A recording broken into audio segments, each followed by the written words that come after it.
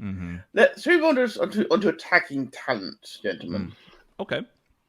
Yeah, let's move on to some attackers. Let's go ahead and just for the notes' sake here, forwards. Forwards. So, So so who American. so who's going to address the elephant in the room? Who can go for the obvious pick? Well, Tanner, go on. Matt. Yeah, sure. I mean, you want me to talk about Jadon Sancho? I'll talk Of about course. I'll talk about Jadon Sancho. I mean, what can I say about Jadon Sancho that hasn't already been said a million times on this show or anywhere else for that matter? Jadon Sancho is a supremely talented attacking player.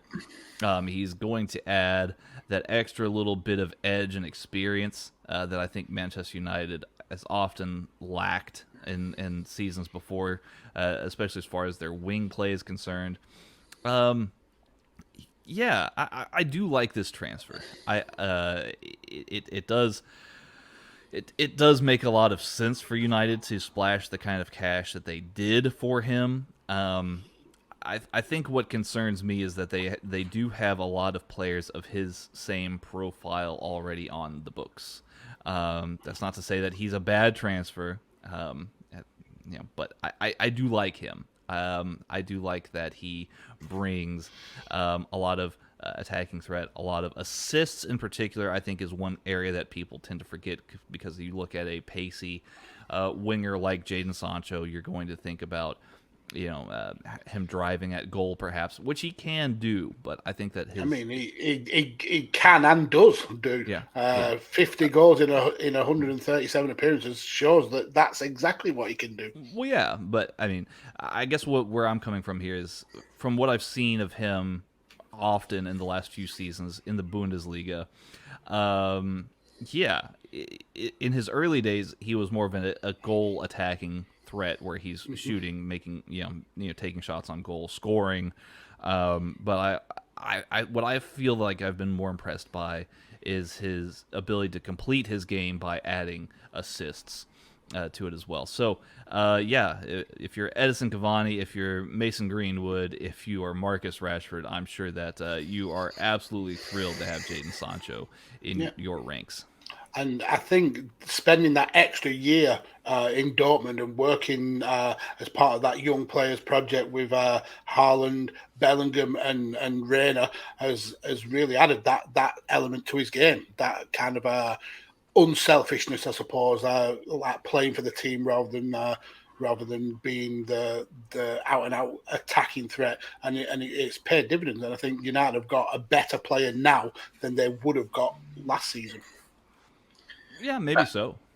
I think that while Sancho is the signing that everybody wanted, it feels like the signing that everyone should have gone for, much like the chat which is lit up at this point, is Patson Daka, who's obviously signed for 22 million for Leicester City. I'm so excited about Patson Daka. I'm extremely excited about this as well, as that we now have two Zambians in the Premier League called Mpepe and now Daka. I apologise if I've mispronounced those names at all. Watching some amazing new talent, which is, and let's face it, he tore it up at Salzburg. I can't wait to see what he does now. Vardy's getting towards the twilight of his career, and wow, this guy could be the new Vardy for sure. He's got pace, he's got power, he's got the stats to back it up, and should back it up to hand. Yeah, he's a killer. He's an absolute killer. In terms, he is what Werner was for in the Bundesliga, a destroyer. It was even touted that he was going to follow Jesse March over to Leipzig, but Leicester and Liverpool were both vying for his signature. He ended up going to Leicester for 27 million, which is 1,000% more than what Salzburg paid for him, which is just unreal. But the guy got 27 goals in 28 games last season. Oof. He's got 54 in 82 appearances. He's 22 years old.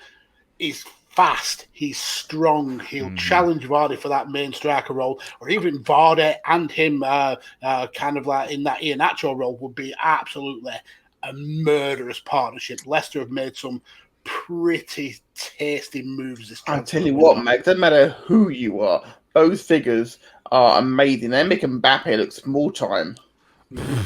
Well, I mean, that's a stretch. That is a stretch. To be fair, those stats are almost on the same level, almost the same level as Mbappe, and Mbappe is playing in a Farmers League, whereas he's not.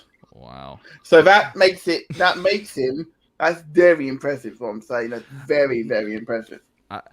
I told Mags this before the start of the show. I think you were around here in the studio beforehand as well. But I feel as though with Liverpool's need for striking talent, they really missed the boat here on Patson Daka, especially considering his goal output. Yeah, I think we all supposed that maybe he was going to end up going to Leipzig, and when he didn't, and he ended up going to Leicester, that's a bold shot across the bow from Leicester. I really, really like this transfer a lot. And considering that Leicester really doesn't have a lot of center forwards or number 9s, perhaps, that can go in rotation with Vardy and Iheanacho, that this is a spectacular signing all the way around. I need to clarify something in the chat because I'm now getting let's have a conversation on this one, guys. I'm not saying that the Austrian League isn't a weaker league than the Premier League, but at the same time, Salzburg is not PSG. With respect, that's true. Suppose. I mean, by definition, it's true. Yeah. I mean, no, but before Matt gets hung, drawn, and quartered by our chat, rightly so, I might add, for saying that the Austrian league is stronger than the French league. I didn't say it was. You implied it, sir. You implied it. Just own your mistake. Just deal with it. I'm going to put forward Francisco Trincao from Barcelona to Wolves. Yet again, Jorge Mendes working that super agent magic for Wolves. This is a guy who anybody who plays Football Manager, including Aura in the chat, if you want to watch some Football Manager, definitely go and check her out on Twitch. This guy was a wonder kid. He ended up signing for Barcelona in 2020 for 31 million euros. He had that massive 500 million buyout clause. Made 40 appearances in his first season, scoring 9. Made 42 last season, but he actually got a lot less minutes, making more sub appearances. But he actually became more of a starter in the Champions League. He's reuniting with Pedro Neto, someone who he's worked with since his childhood. I think that's a banging signing for Wolves. This is a guy that makes any Premier League team better, no matter the level. For him to be going to Wolves, that's going to be scary. Him running down one wing, Neto running down the other wing. Oof, that's tasty. That is very, very tasty. Mm-hmm. It's a loan to buy as well. Mm-hmm. Now, it's not like when you've seen these deals done by Arsenal with Ceballos and play like that, who come in with no right to buy, or when Bale went to Spurs last year. No, they've got an option to buy, but no obligation to buy. Mm-hmm. Which, to be fair, I think that this might be a signing that I would be very tempted to have made a compulsory to buy, because I think it's worth the risk. I would happily agree, unless Barcelona said, yeah, it's compulsory to buy at 500 million. Yeah. And I'd be like, no, you can have him back in a year. But yeah, it's a really astute signing. Wolves looking to kind of regain the form that they had in their first season in the Premier League, where they were one of the most exciting teams to watch. Dropped off a hell of a lot last season, but someone like Trincao coming in will be will certainly have that potential to put him back in everybody's mindset again. Yeah, for sure. Any other forwards that we can think of, or rumors? I'm going to agree with Matt in the chat. Not like it's not a signing, but Wolves having Raul Jimenez back. Really good to see him playing again. Glad he can actually do so after the injury he sustained. So yeah, almost a new signing, I would say. So not technically one, but it feels like one for him. I mean, I do have one, a final one, and it's been telegraphed by 5 nerds ago. Rashika going to Norwich from Werder Bremen. I think he's a Kosovo international, primarily plays on the right, but again, kind of like a lot of the players that we've mentioned, he's comfortable pretty much all over that forward line. Scored 21 goals for Bremen in 87 appearances.